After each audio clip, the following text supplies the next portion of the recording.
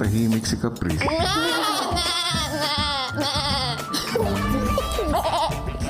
Kwentuhan mo ako ng araw mo.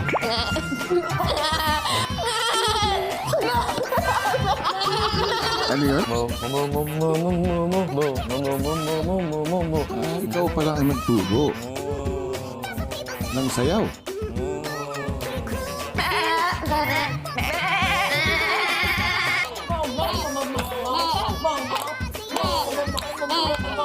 Ngayon, hindi ko na po maalala yung mga lyrics na sinabi ko, kuya. Hindi ko nakita. Sasayawan ko po ulit, kuya.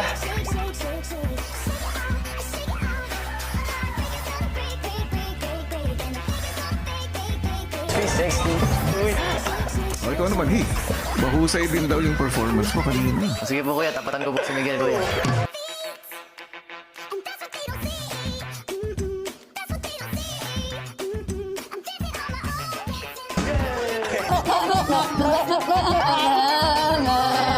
Good job. Ano, sa tingin? Anong ginawa mo?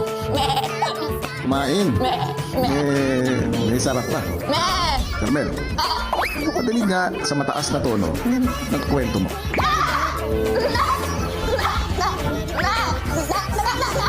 Para mababa energy mo.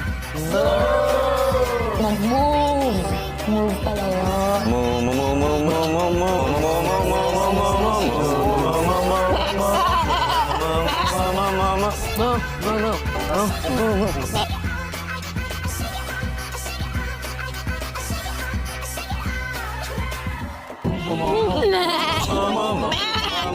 Tapos yung dolphin dive, isa-isa. Pam, parang, ganun po.